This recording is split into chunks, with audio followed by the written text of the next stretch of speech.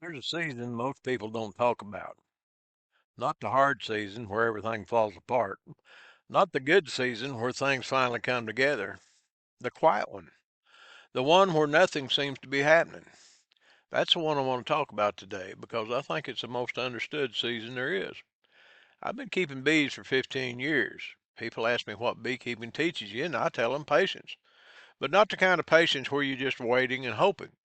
The kind where you've learned to trust that something is happening even when you can't see it. In the winter, the hives go quiet.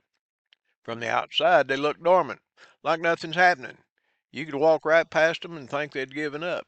But inside, the cluster's working, generating heat, keeping the queen alive, doing the slow, invisible work that makes spring possible. If you opened a hive looking for visible progress in January, you'd miss the whole thing. I think about that a lot when it comes to the quiet seasons in my own life. I've had seasons that looked like nothing from the outside. After I stopped the mowing business, between failed business attempts, seasons in ministry where I wondered if the work I was doing in quiet rooms with quiet people was adding up to anything anyone would ever notice. The answer I've come to believe is that it was, just not in the ways I was looking for. Here's what I've observed in 77 years. The loud seasons teach you things, but the quiet seasons build things. The loud seasons are when you're in motion, in the middle of something, making visible progress. The quiet seasons are when the roots go down, and you can't rush the roots. I planted some white clover for my bees a few years back. Did everything right. For about 6 weeks, it just sat there, no visible growth. I started to wonder if I'd done something wrong. My neighbor, an older farmer who'd been working hard his whole life, walked by one afternoon, and I told him I was worried about it. He said, "Ray, the plant's not lazy. It's just deciding how deep to go before it comes up." It came up a week later and never looked back. That's what quiet seasons are doing. They're deciding how deep to go. A lot of people make the mistake of quitting in the quiet season. They see no visible progress. They assume nothing's happening. And they walk away from the very thing that was about to come up. I know because I've done it more than once. What I've learned is to ask a different question during the quiet seasons.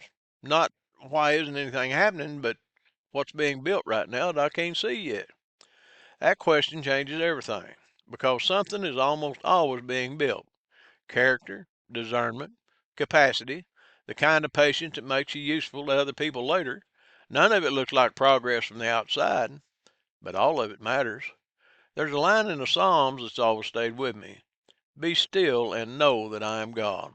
Not be still and figure it out. Not be still and plan your next move. Just be still. And you know that's hard on all of us. And know. I don't think that's advice to be passive. I think it's an invitation to stop filling the quiet season with noise just because the quiet makes you nervous. The quiet might be exactly where you're supposed to be right now. It doesn't mean nothing's happening.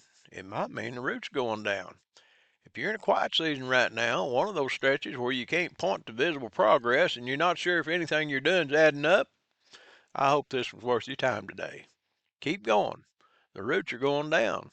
And what grows from deep roots doesn't come up easy, and it doesn't come down easy either. If you want to see what I've been building in this quieter season, behind the scenes, I left a link in the description to what I found last October.